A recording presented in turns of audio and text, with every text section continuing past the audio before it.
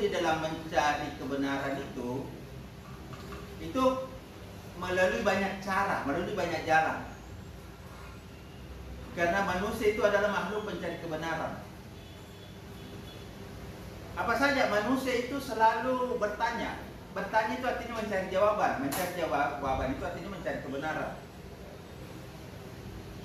Misalnya Anda jalan, terus di jalan itu Anda lihat ada uang 100.000 tergeletak. Pasti Anda bertanya. Kira-kira apa pertanyaannya? Ini uang asli atau tidak ya?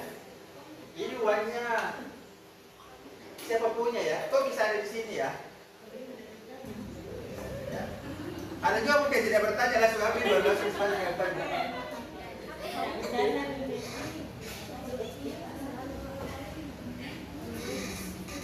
Nah, orang mencari kebenaran itu saya simpulkan itu pada 4 jalur. Jalur filsafat, jalur ilmu, jalur seni, jalur agama.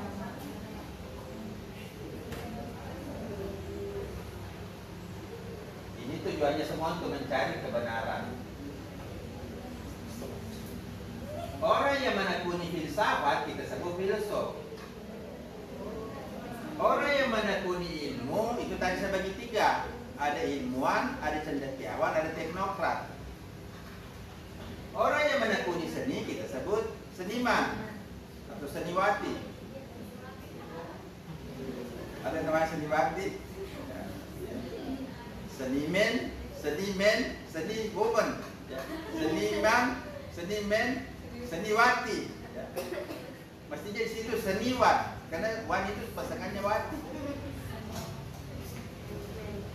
Jadi di sini ada seniwan, ada seniwati, ada seniman, ada seniwoman. Ya agama sih kita mata ada ustaz, ada apa macam. Jadi dia sudah beda jalur. Jadi filsuf adalah ahli filsafat, ilmuwan adalah ahli ilmu pengetahuan. Nah untuk tahu ciri-cirinya ini harus tahu ciri-ciri filsafat. Paham ya? Nah, orang yang ahli bisa karena dia pengajar, bisa karena dia praktisi, ya, bisa karena dia pemikir, sehingga orang disebut ahli. Jadi siapa filsuf itu? Ya kita bisa sebut sebagai pemikir filsafat, pengajar filsafat, atau praktisi filsafat. Nah tentu batas-batasnya ini kadang bisa kita bedakan, kadang juga tidak bisa kita bedakan. Nah awalnya memang ada filsafat, kemudian melahirkan ilmu. Jadi filsafat itu disebut sebagai the mother of science, induk ilmu pengetahuan. Nah yang membedakan filsafat sama ilmu di dalam pekerjaan saya, filsafat itu terlalu luas cara berpikirnya, ya, baik menyangkut ontologi, epistemologi maupun aksiologisnya. Sementara dalam ilmu itu sudah dibatasi ontologi, epistemologi, dan aksiologisnya. Misalnya, filsafat itu juga mempelajari metafisika, hal-hal yang ada di balik realitas fisik, realitas materi. Dalam ilmu ilmiah, semua yang kita teliti harus bisa dibuktikan secara materi, karena dia harus empirik, dia harus rasional, dia harus objektif.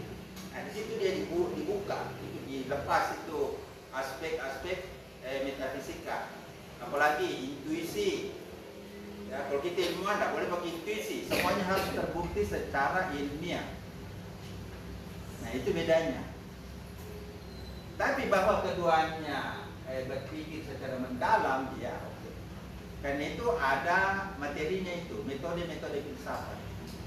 Ada materinya. Itu pertemuan nanti, ya. Jadi kalau masih bingung, pelajari ini bidangnya. Pelajari bidangnya. Ya, dan orang yang menekuni bidang itu baik sebagai dia pemikir, pengajar, praktisi, itu bisa kita sebut sebagai orang yang ahli pada bidang yang memang dia tekuni. Ya. Apakah ada orang lintas disiplin? Sebenarnya ini sulit orang lintas disiplin. Sulit, ya. Karena ini bidang, semua bidang ini punya metodologi sendiri-sendiri. Orang yang terbiasa berpikir ilmiah itu selalu ingin minta bukti, selalu ingin rasional, selalu ingin teruji, selalu ingin data, selalu ingin fakta. Nah, sementara misalnya kalau kita cara berpikir filsafat itu tidak selalu ada, ya. Kenapa? Karena memang cara berpikirnya itu di samping melihat fakta, dia juga melihat apa yang ada di balik fakta, dan dia berpikirnya itu terus menerus. Oke. Jadi kira-kira begitu, ya. Jadi kembali dulu ke sini, kembali dulu ke bidangnya, dan orang yang menekuni bidang itu, ya tentu ada bedanya, karena bidang ini masing-masing beda. Nah, saudara sekalian, apa yang disebut dengan kebenaran? Filsafat, ilmu, seni, agama, semuanya itu ingin mencari kebenaran.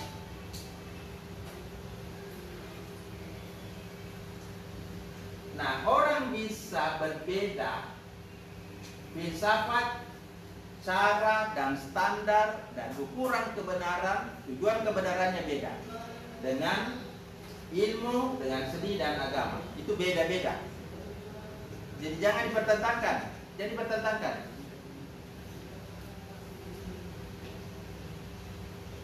Kapan seorang filosof mencapai kebenaran? Kapan seorang ilmuwan mencapai kebenaran? Kapan seorang seniman mencapai kebenaran? Kapan seorang agamawan, seorang ustaz, seorang kiai mencapai kebenaran? Nah, apa itu kebenaran?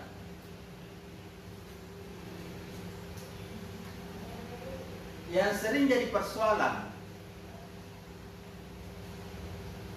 filosof menganggap ilmuwan ini terlalu sempit cara berpikirnya. Ilmuwan menganggap filosofi itu terlalu bebas. Nah, ini sudah persoalan kalau begini. Ilmuwan menganggap seni itu terlalu subjektif. Karena memang begitu cara kerjanya. Agama tidak semua bisa dirasionalkan. Akhirnya kadang tidak ketemu. Oke, jadi beda-beda. Nah, standar kebenaran itu bagaimana? Nah, saudara sekalian, apa yang disebut kebenaran? Ya, sebenarnya kebenaran itu dalam pemikiran saya adalah segala sesuatu yang sesuai dengan apa adanya. Segala sesuatu yang mewakili apa adanya. Ini menurut saya. Jadi yang disebut kebenaran adalah segala sesuatu yang sebagaimana adanya. Ya. Sebagaimana adanya.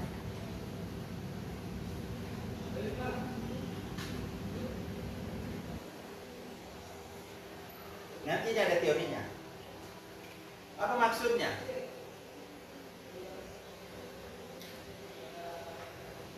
Tengah hari Anda jalan di padang pasir. Anda naik mobil di jalan pasir, di padang pasir, panas terik. Ketika Anda bawa mobil atau jalan kaki di padang pasir, tiba-tiba di depan Anda terlihat air. Anda melihat air. Ada sungai, ada air di depan. Begitu Anda mendekat, ternyata di sini tidak ada air. Di sini hanya gumpalan-gumpalan pasir. Oke, yang disebut dengan fata morgana.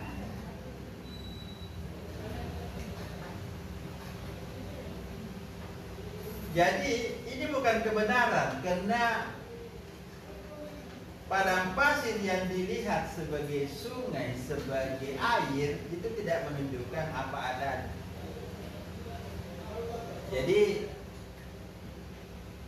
saya memberikan definisi kebenaran adalah sesuai dengan adanya, sesuai dengan apa yang memang ada, sesuai dengan kenyataannya, atau sesuatu yang memang seperti itulah adanya. Di dalam memaknai segala sesuatu itu, antara apa adanya dengan apa yang kita sampaikan, apa yang kita pahami, itu berbeda. Jadi apa yang kita pahami,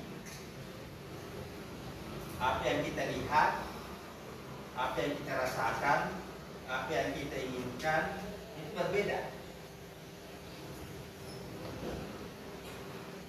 Inilah yang dijembatani oleh ketiga ini supaya kita bisa sampai di sini.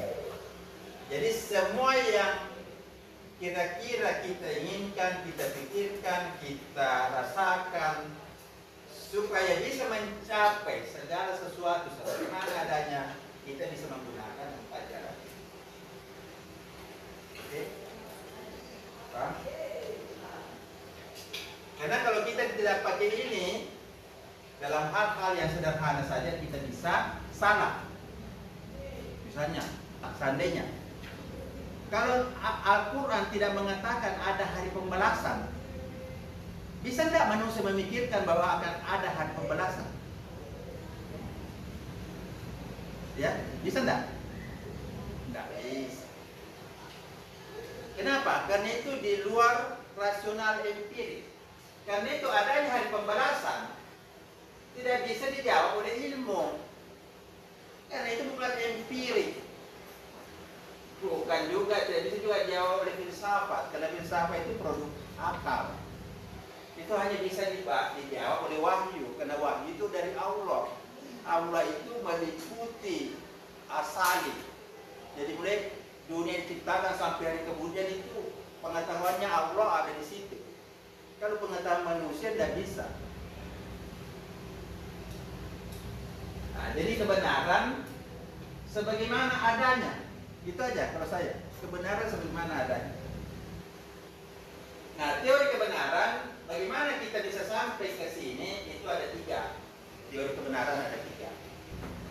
Jadi sekalian, jalan-jalan ini, khususnya filsafat, ini tujuannya untuk mencari kebenaran. Ya. Kita bagi dulu. Kebenaran ini ada 2. Ada kebenaran absolut, kebenaran mutlak, ada kebenaran relatif. Kebenaran absolut adalah kebenaran yang sudah pasti sebagaimana adanya. Itulah wahyu Al-Quran. Kenapa? Karena ini berasal dari sumber yang tidak mungkin salah. Ini berasal dari Sang Maha Pencipta. Jadi ini mutlak kebenarannya. Nah, ada kebenaran relatif, yaitu kebenaran yang datang dari manusia berdasarkan akalnya.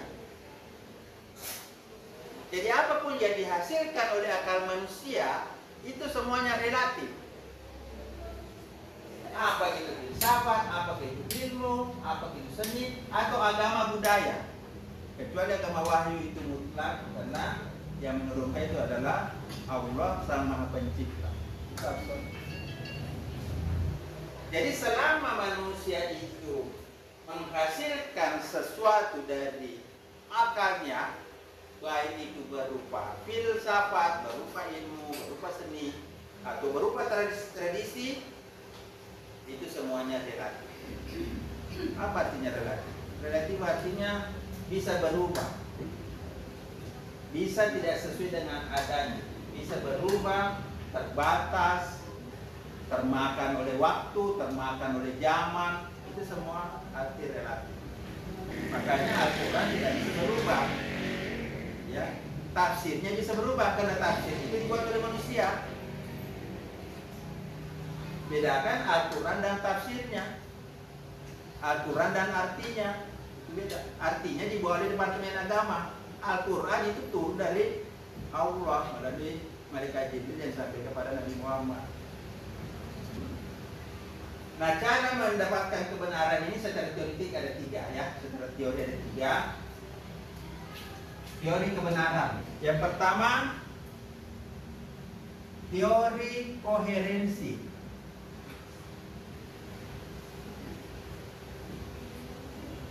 Segala sesuatu kita terima secara benar kalau pengetahuan kita sebelumnya sesuai dengan apa yang kita terima setelah itu. Atau ada pernyataan, ada tesis, ada kalimat, ada pengetahuan yang kita sudah miliki saat ini. Ketika kita menerima ilmu baru, pengetahuan baru, informasi baru yang sesuai, maka itu kita sebut benar. Contohnya, katakan semua makhluk hidup akan mati. Semua makhluk hidup akan mati. Saya bilang, Budi adalah makhluk hidup. Karena itu Budi akan mati. Nah, itu benar. Benar ya? Karena tadi itu pernyataan pertamanya semua makhluk hidup akan mati. Karena Budi makhluk hidup, maka otomatis Budi juga akan mati. Oke? Nah, itu namanya koherensi, sesuai.